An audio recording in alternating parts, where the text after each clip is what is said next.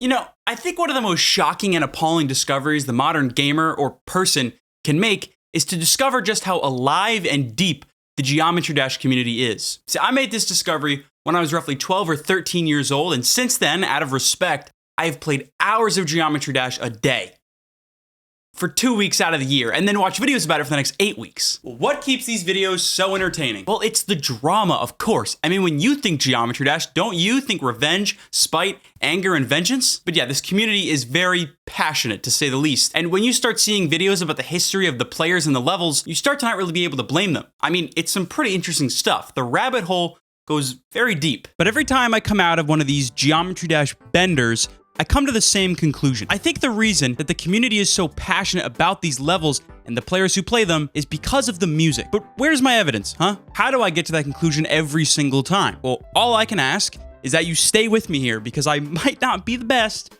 at explaining this. There are 3 aspects to every single Geometry Dash level: gameplay, decoration, and music. And much like a lot of other challenge-based rhythm games that have become popular recently, the music and the gameplay are tied together. Difficulty is the metric for fun, and carpal tunnel is a necessity. So there, right off the bat, we have a pretty solid reason as to why players would be so passionate about their game, and more specifically the music, because you can't play the game without music, and you can't play a good level without good music.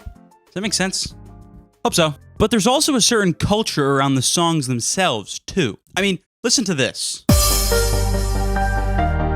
Could this ever be anything else except for Geometry Dash music? I mean, I don't think so. I could never unhear this. It's virtually unhearable as anything else except for Geometry Dash music. So if the levels the game is built off of have incredibly recognizable and important music, it's pretty understandable that music choice would be a top priority for people in the community making levels. Not to mention the audience of this game's absolute obsession with the most difficult levels. So just by proxy of being involved in a difficult levels creation, a song can become a monument of GD history.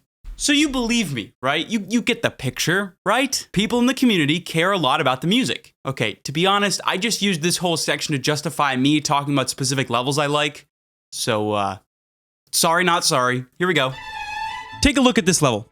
Let the atmosphere really sink in. Soak up those vibes. Now, I'm going to reveal the song that goes along with this level, but I want to make sure all the Geometry Dash players in the audience are seated and stay that way, because this song being here is going to blow their minds. It's going to come way out of left field. Okay, so yeah, pardon my sarcasm, but yeah, At the Speed of Light is the song you just heard and are hearing now, and it is by far the most famous Geometry Dash song of all time. And the reason all the Geometry Dash players are mildly disappointed right now is because it has been beaten to death, and then beaten some more. Cataclysm, Bloodbath, Aftermath, Bloodlust, Quest for Perfection, there are countless quote-unquote hardest levels that have used this song. Really, if you ask most veteran players, they're probably sick of it by now. We're gonna talk about a lot of hardest levels in this video, but Cataclysm and the other levels that use this song are unique in that At the Speed of Light creates notoriety. Levels like Aftermath wouldn't be as popular if they weren't associated with Cataclysm, Bloodbath, and therefore the song itself. But why? What about At the Speed of Light made the levels that use it instant classics? Well, obviously I want to give massive credit to the gameplay, because if these levels weren't so hard/fun, we wouldn't be talking about them. Obviously, a smart creator would want to use a more scary song to instill fear into the player. The more intense the atmosphere, the higher the tensions will be, therefore making your levels stand out more. There are some exceptions, and we might talk about those later, but for the most part, there are intense, pacey tracks that are used in most hard levels. Think boss music. And honestly, there's an argument to be made that At the Speed of Light started that phenomenon of scaring the player. It's intense, it's high action, at times it's flat out scary, and it definitely builds tensions while playing these hard levels. Or at least it looks like it. But what I want to do is walk through one of these levels that uses this song and really get an idea of how it evolves as you play, and kind of get a glimpse into the mindset that you would have while trying to beat one of these levels. And to do this, I'm going to use the arguably most famous of them all, Cataclysm. So right as the level starts, you are given a slow-paced cube section. This isn't out of the ordinary by any means. A solid 75% of levels do this. But what is convenient about our soundtrack here is that it perfectly sets up the level and sets your expectations. Church-like chorus, minor key violin. I mean, come on. If people are confused why these levels were originally hell-themed, there you go. It's that combo right there. But as the level kicks off, we get a glimpse as to what G-Boy was thinking when he originally picked this song. A flurry of synth sounds sounds with a non-repetitive melody that screams chaos and intensity. Put that on a t-shirt. No, but seriously, a huge part of the reason these levels have their chaotic and just over-the-top, jittery, and epileptic gameplay is because they are synced to a song which is, by nature, a crazy and chaotic mess. What I find super funny about At the Speed of Light is that for any other purpose, it's the funniest and most out-of-pocket song ever. It's an EDM dance beat that no one would ever dance to. I mean, brother, come on, no one's getting down to a church choir intro. If you hopped on aux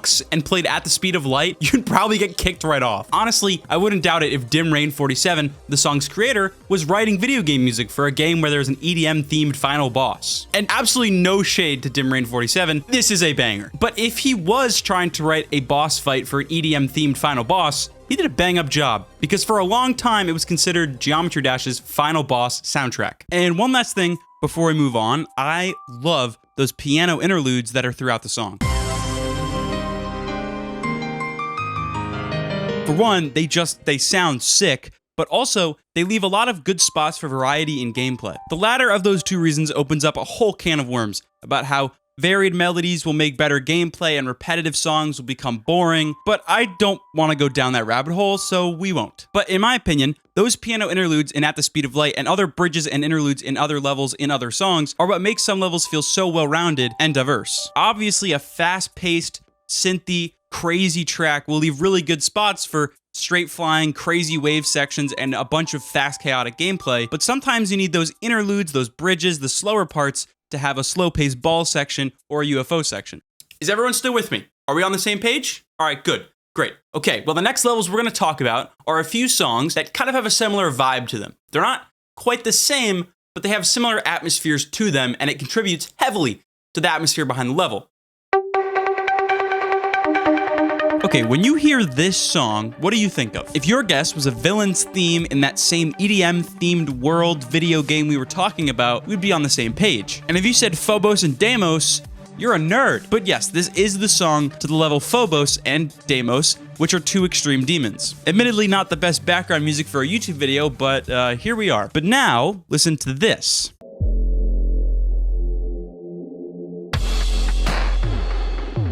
This is Sakup in Hell, and this is its song that you're hearing now. But if you're anything like me, you're probably at this point noticing a little bit of a pattern forming. But let me give you one more. This song is pretty famous because it introduced a lot of people to either a new genre that they hate or a new genre that they love.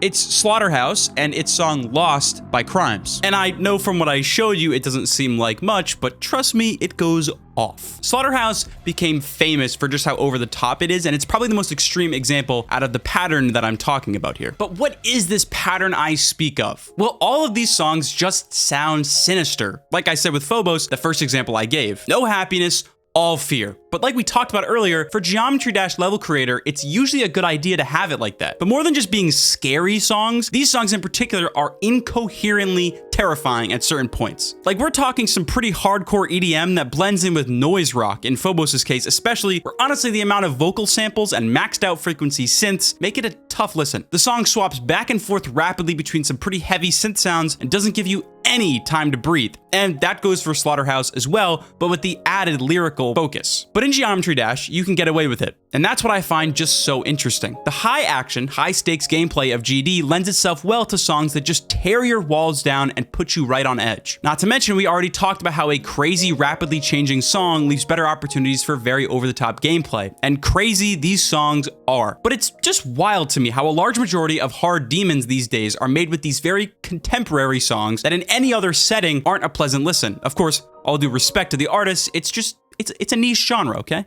So 50% of all GD levels use this scary, intense, sinister, and even evil sounding music. Either the At the Speed of Light type, which represents its scary tone through speed and melody writing, or the Phobos type that scares the listener with pacing and synth sounds. And the fact that this is the case is shocking to me, but also really cool, to be honest. I mean, think about it. The other half I haven't covered is the half I don't even need to cover. It's the type we're all familiar with. It's the music that's classic, headbanging dubstep and rocking out drum and bass and trance music. It's what makes Geometry Dash fascinating to me, and I think a lot of others too. People capture so many atmospheres with just this game's engine and some music. I mean, I didn't even talk about boss fights, the happy, lighthearted levels, and some of the most catchy songs. Maybe that means a part 2? I don't know, but for now, I think I've covered everything I want to. So this is me signing off. Let's go.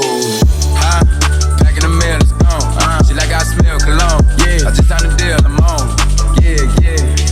I do what I want, good. Play if you want, let's do it. I'm a young CEO, sure, yeah.